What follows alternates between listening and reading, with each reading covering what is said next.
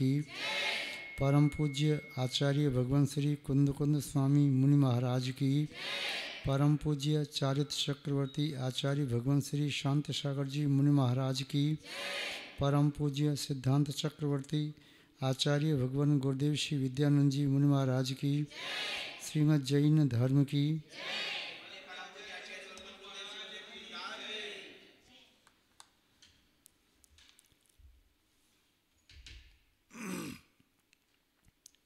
उपस्थित धर्म स्नेही सत श्रद्धालु भव्यवर पुंडरीक पुण्यात्मा महानुभाव,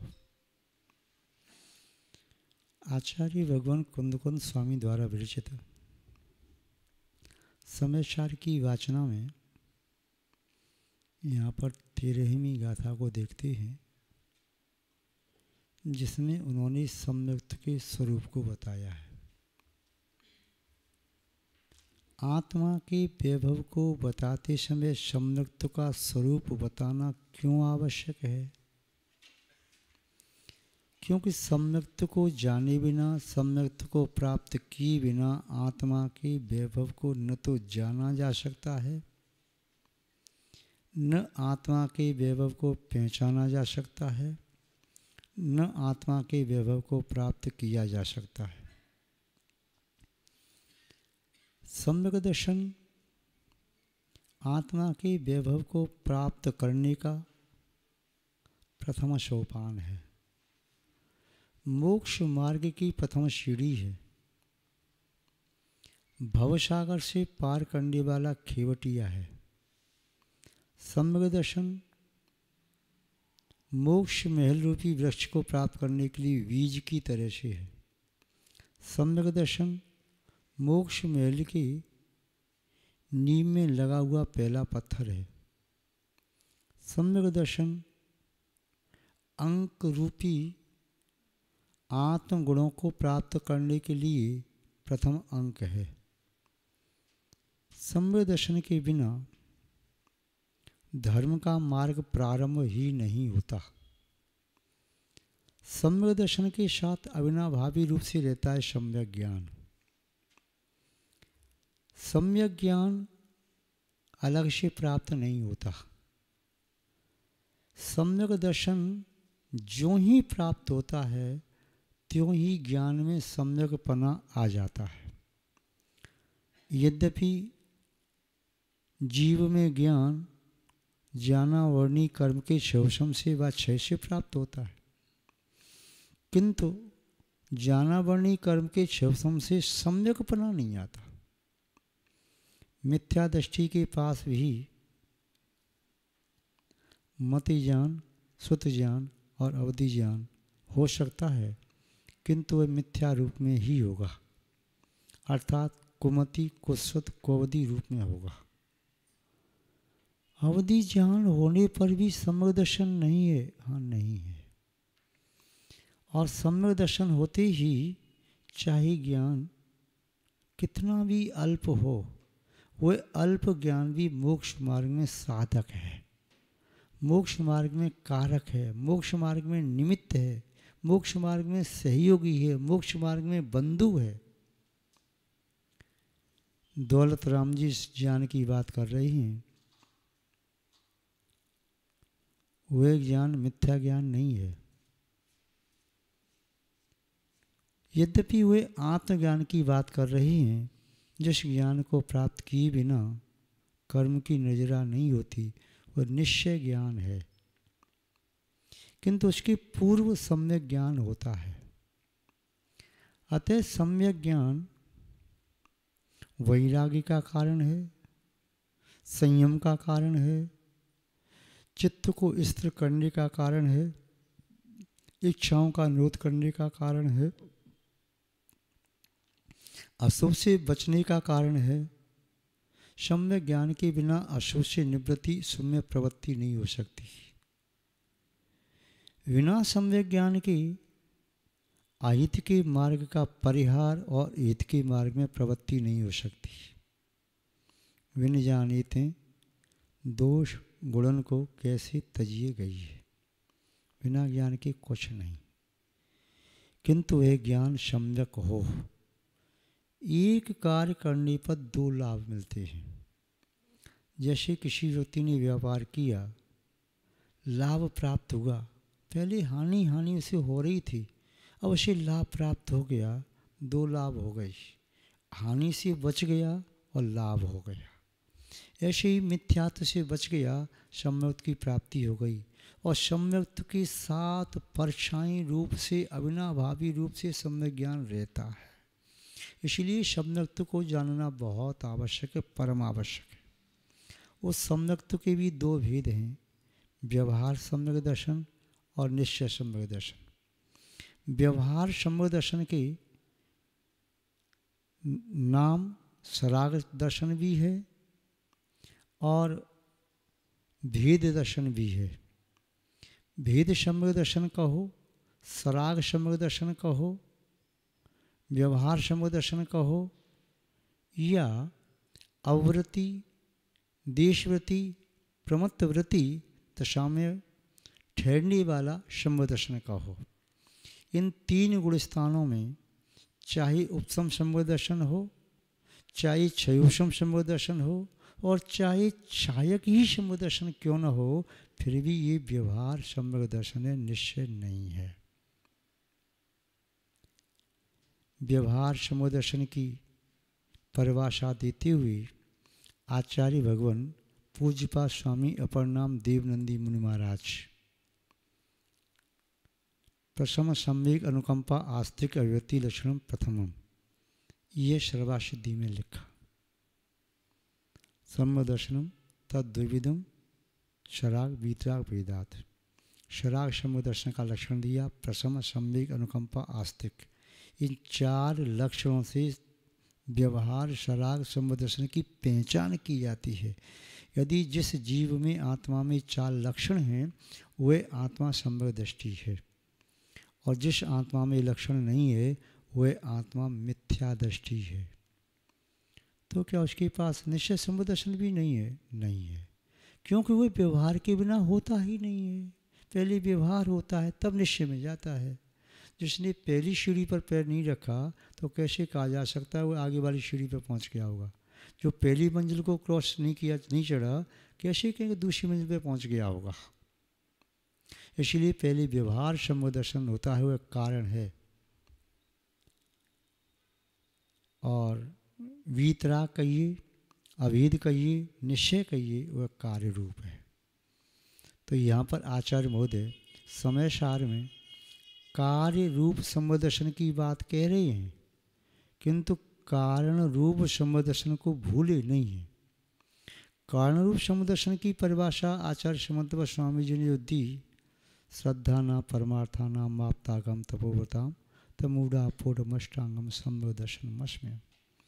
परमार्थभूत जिनेन्द्र देव, नृग्रंथ गुरु और जिनेन्द्र देव के द्वारा सर्वांग से निश्चित जिनवाणी, इन पर यथार्थ श्रद्धान करना, तीन मूर्ता से रहित, 8 अंग से सहित, 8 मद से रहित, शंकादि 8 दोषों से रहित, निशंकित आदि 8 अंगों से सहित, षट अनायतन से रहित, वह सम्यक दर्शन है। व्यवहार सम्यक दर्शन है। इनके बिना व्यवहार सम्यक दर्शन होता नहीं।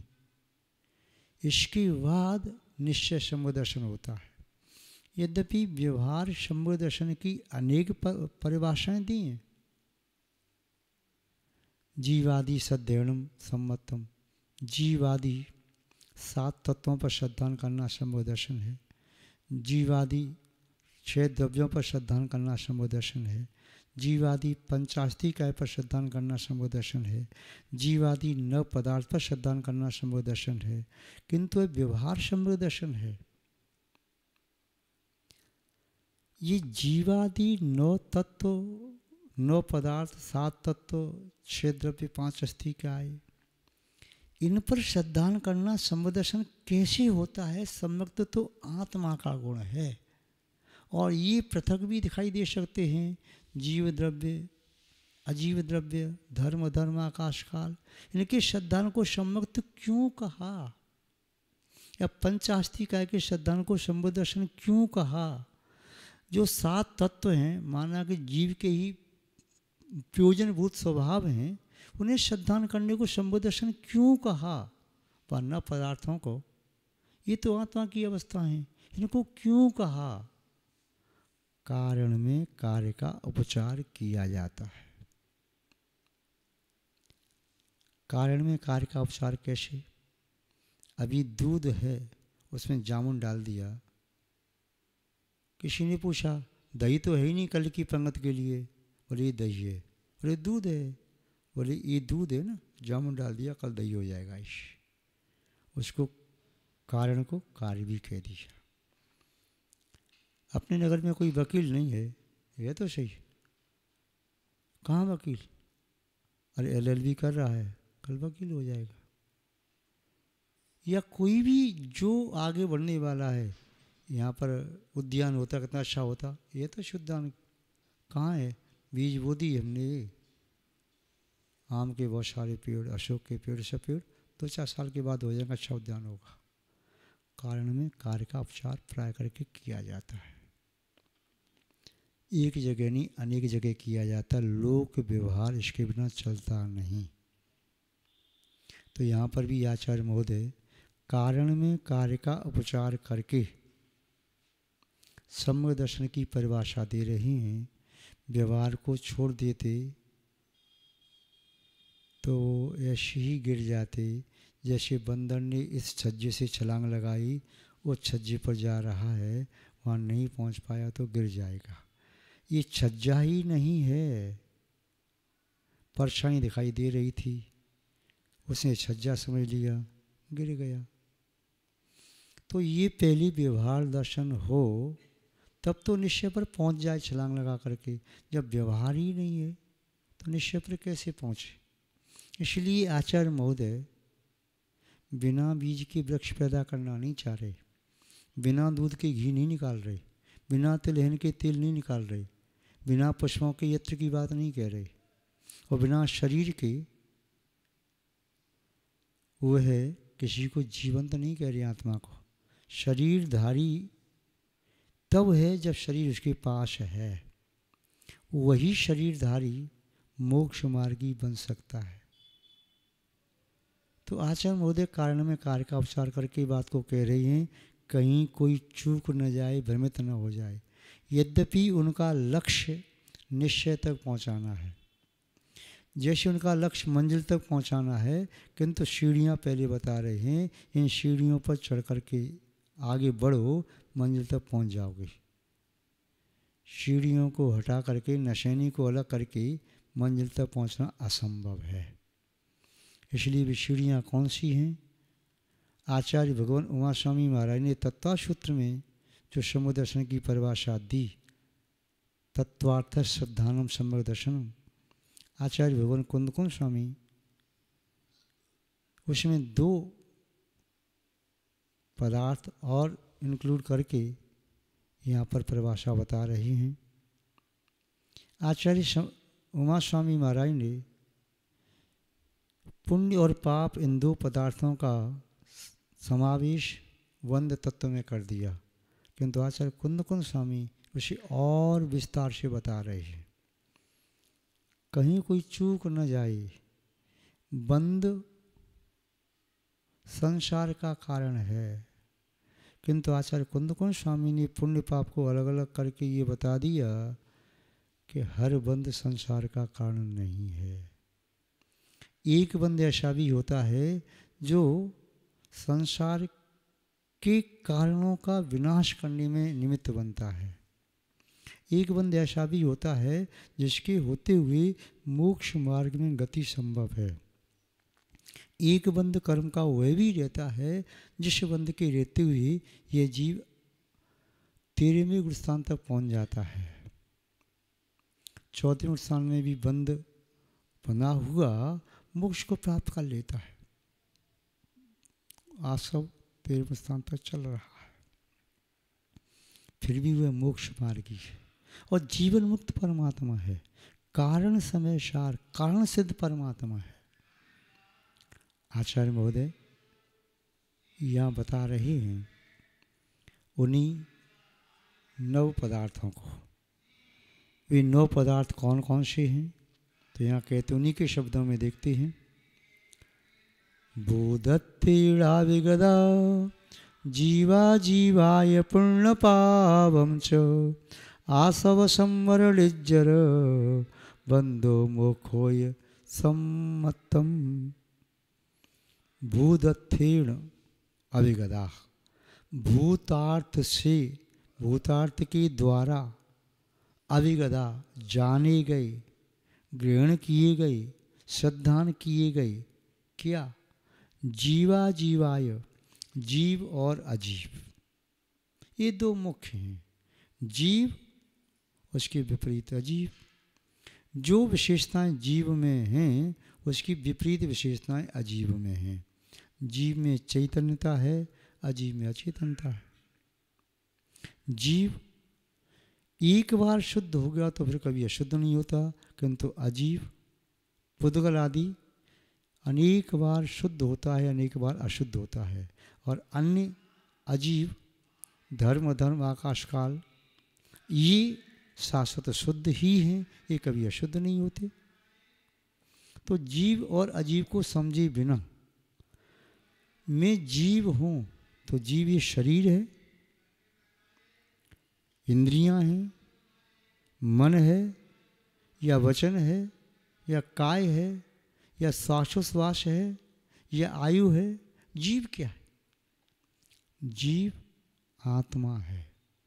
जो आत्मा वर्तमान काल में कर्मों से बंधी हुई है और उस आत्मा में मुक्त होने की क्षमता है, वह जीव है। अनादिकाल से जीता था, आज भी जीता चला आ रहा है, आगे भी जीता रहेगा। ज्ञान दर्शन चेतना ये उसके निश्चय प्राण हैं। वाह्य में इंद्रिय बल, श्वासोश्वास और आयु ये प्राण हैं, इनसे जीता है। अजीव, उस जीव के द्वारा मोह आदि करने से, राग द्वेष आदि करने से वह अजीव में जो पुद्गल द्रव्य है, उस पुद्गल में जो कार्माण वर्गणाएं हैं, उन कार्माण वर्गणाओं को जीव बांधता है। उसके उदय स्वरूप उसके भाव होते हैं, राग द्वेष आदि भाव कर्म बांधता है।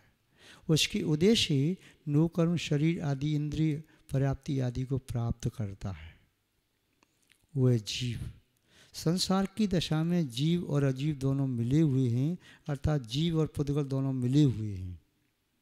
आचार्य महोदय कह रहे हैं जिसने प्रारंभ में जीव और अजीव को समझ लिया उसने सब कुछ समझ लिया।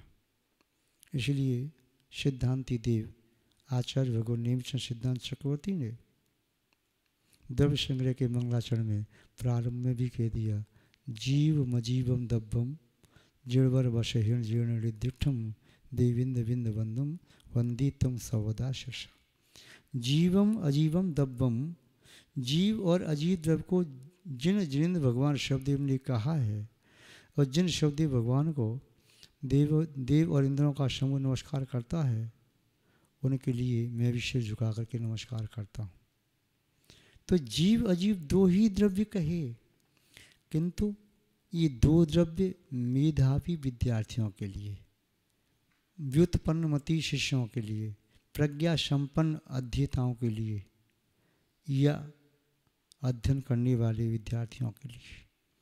किंतु जो मंद बुद्धि हैं, जो अभी प्रारंभ में अटक गए हैं, बढ़ नहीं पा रहे, उनके लिए अजीव को विस्तार से कहना आवश्यक रहा। पुद्गल धर्म आकाश काल। जीव को भी विस्तार से कहना आवश्यक रहा। संसारी जीव और मुक्त जीव, कर्म से रहित मुक्त जीव। संसारी जीव 1 इंद्रिय 2 इंद्रिय 3 इंद्रिय 4 इंद्रिय 5 इंद्रिय, या 1 इंद्रिय विकल इंद्रिय सकल इंद्रिय, या अलग अलग प्रकार से वे सूक्ष्म और बादर, स्थावर और त्रस, संगी असंगी, नाना प्रकार से भेद किए। गति की अपेक्षा से, जाति की अपेक्षा से, 14 मरणों की अपेक्षा से अलग अलग भेद। तो विस्तार से जीव को भी कहा। आचार्य महोदय कह रहे हैं इतना ही नहीं, जीव और अजीव दोनों मिले तो कर्मों का आश्रय भी होता है, किंतु उन्होंने आश्रय से पहले पुण्य पुण्य पापम से पुण्य और पाप को कह दिया। पहले पुण्यम क्यों कहा, पाप क्यों कहा? देखो, पुण्य और पाप दो व्यक्ति हैं। आप कहीं रास्ते में जा रहे हैं, आपके पिताजी ने कहा बेटा देखो वहाँ पर मेरा मित्र रहता है, कोई आवश्यकता पड़े तो उस मित्र से मिल लेना, उसका बेटा है, अच्छा परिवार है, मेरा नाम ले लेना, वह तुम्हारी सब प्रकार सहायता करेगा। कहीं रास्ते में कोई चोर डाके लुटेरे डाकू वगैरह लूट लें आपको, कोई बात हो जाए या कहीं कोई और प्रतिकूलता हो, भूख प्यास की बाधा हो तो उनसे मिल लेना। किंतु आगे जा कर के वो डाकुओं की बस्ती है, चोरों की बस्ती है, लुटेरों की बस्ती है, सावधान से निकलना। इनको पहले संकेत करके जाना, वो उनका एरिया है, परिचित है, तो आपके साथ वो चलेंगे कि कोई व्यवस्था बता देंगे, यहाँ से नहीं यहाँ से जाना है। तो बेटा कहेगा जी पापा। ऐसे ही आचार्य कुंदकुंड स्वामी कह रही हैं, पुण्य तुम्हारा मित्र बन जाएगा और पुण्य तुम्हें ऐसी बचा करके ले जाएगा कि पाप रूपी चोर डाकू लुटेरे आपका वाल वांका नहीं कर पाएंगे। इसलिए पहले मित्र की बात कह दी, बाद में शत्रु की। शत्रु की बात कहते तो घबरा जाते, वे चोर ऐसे हैं, लूटते हैं, डाकू हैं, लुटेरे हैं, मार देते हैं और ऐसा प्रहार करते हैं, तड़फा के मारते हैं और व्यक्ति उधर जाने का भी सोचता ही नहीं। ये सब बात पहले कह देता तो वो यात्री कहता कि मैं नहीं जाऊंगा, मैं तो यहीं ठीक है। किंतु पहले मित्र की बात कही, वह मित्र है, वह धन से संपन्न है, तन से सामर्थ्यवान है, मनोबली है, कभी डरता नहीं और उसकी एक दहाड़ सुन के आवाज़ सुन करके चोर लुटेरे डाकू भाग जाते हैं, जैसे पुलिस को देख के चोर डाकू भागते हैं।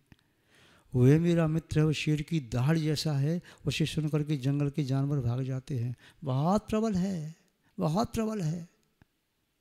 उसके सामने आने की बात तो दूर रही, उसकी आवाज़ सुन करके भागते हैं।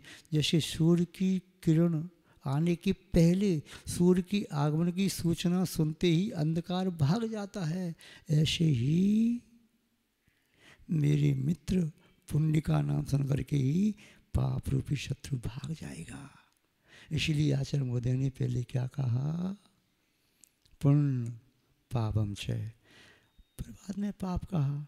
फिर बाद में कहा देखो ऐसा नहीं कि तुम मित्र के घर में ही बैठ के रह जाओ, तुम्हें जाना तो वहाँ पर है, रत्नों की खदान में जाना है, रत्न लेके आना है, तुम्हें समुद्र में जाना है, अवगान करना, रत्न लेकर के आना है, जाना तो आगे है, किंतु ये मार्ग में वहाँ तक जहाँ रत्नों का महासागर है वहाँ तक किनारे तक तुम्हें पहुँचा देगा।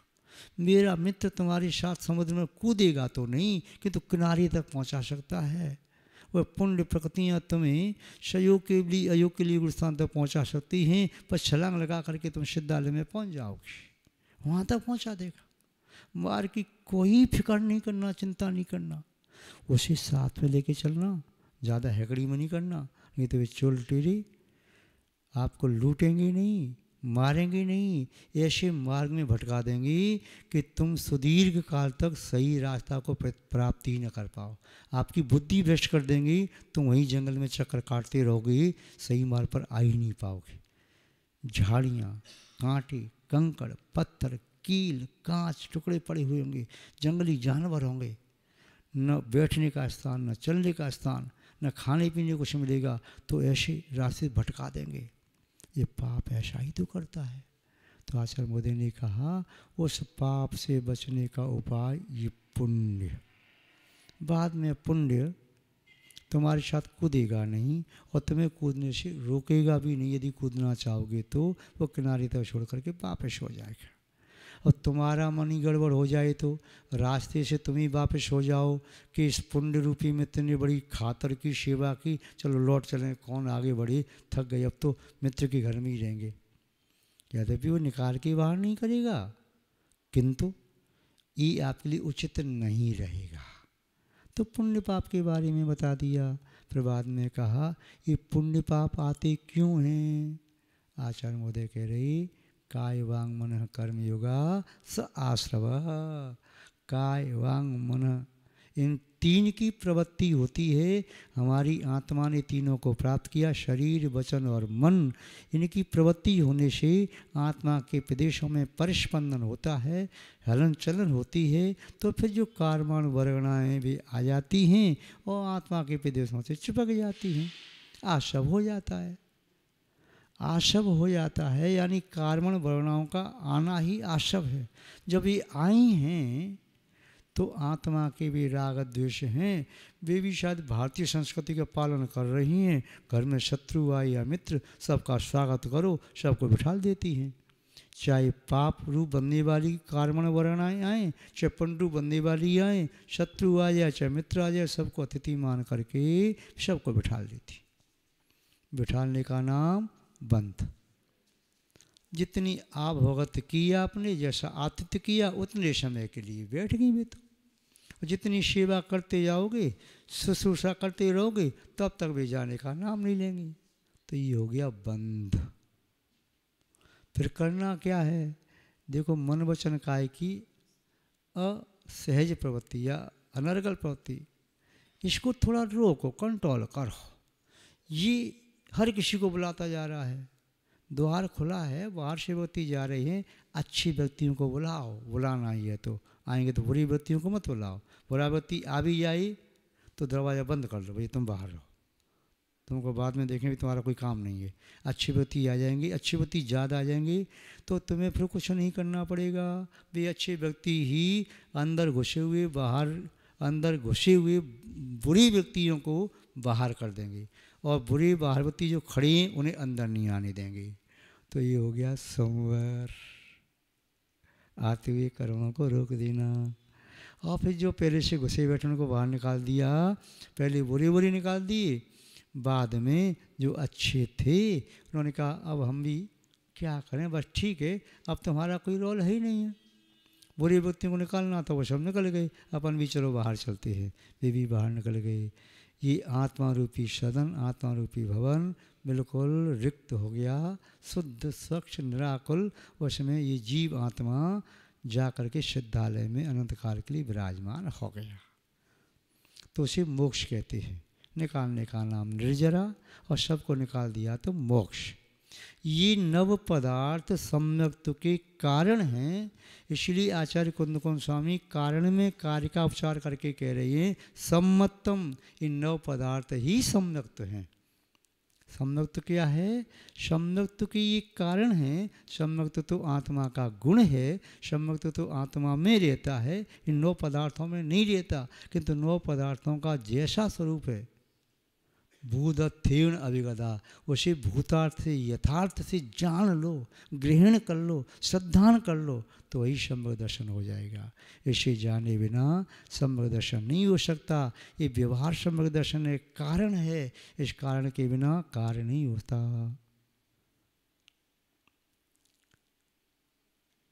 कारण और कार्य दो चीज़ हैं। सामान्य व्यक्ति भी जानता है कारण पहले होता है, कार्य बाद में होता है। बीज पहले बोया जाता है, वृक्ष बाद में होता है। आटा बना कार्य है तो उसका अनाज पहले होगा, तब पिस करके आटा बना। किसी पादप पर पुष्प लगे तो पहले पादप है तब पुष्प लगे। पुष्प से फल बना तो पहले फूल है बाद में फल आया। तो कारण पहले होता है, सदैव देखना, कारण पहले होता है, कार्य बाद में होता है। कार्य के बाद कारण की आवश्यकता नहीं, कारण अपने आप छूट जाता है। कार्य को प्राप्त करके, लक्ष्य को, मंजिल को, उद्देश्य को प्राप्त करके जो आपने पूर्व में प्रयास किया था वो छूट गया। IAS, IPS, IRS, IFS कोई भी आपने इंडियन सर्विस की और उसके लिए आपने पहले बहुत मेहनत की, जीके की बहुत पुस्तकें पढ़ी, दिन रात पढ़ाई की आपने, बाद में आप नियुक्त हो गए। चाहे आप IAS बने, IRS, IPS कुछ भी बने, उसके बाद अब जीके की पुस्तक पढ़ना ज़रूरी नहीं, अब तो अपनी ड्यूटी संभालना ज़रूरी है। ऐसे ही व्यवहार के लिए जो आपने मशक्क़त की, जब निश्चय प्राप्त हो गया तो वो मशक्कत करना जरूरी नहीं है, अब तो निश्चित और निराकुल दशा को प्राप्त कर लिया। तो आचार्य कुंद कुंद स्वामी जी इस 13वें नंबर की गाथा में यही बताना चाह रहे हैं, हे भव्य प्राणी, हे बैरागी, हे मोक्ष मार्ग के पथिक, हे आत्माभिलाषी, तू भी इन न पदार्थों की श्रद्धा कर, जिससे व्यवहार समदृष्टि बन करके और निश्चय की ओर आगे बढ़ सके। ये करुणा बुद्धि भव्य जीवों के प्रति उनके चित्त में सहज ही उत्पन्न हुई। जो कोई भी मोक्ष मार्गी होता है उनके चित्त में सहज ही यह करुणा बुद्धि जागृत होती है। जैसे कोई व्यक्ति उच्छ्वास सहज ही करता है, श्वास छोड़ने में परिश्रम नहीं, लेने के लिए परिश्रम है, छूट तो अपने आप जाता है। ऐसे ही करुणा बुद्धि से महापुरुषों द्वारा प्रकाशित होता है। आज बस इतना ही पर्याप्त है। जय बोलिए श्री शांतनाथ भगवान की, परम पूज्य आचार्य गुरुदेव श्री विद्यानंद जी मुनि महाराज की, श्रीमद् जय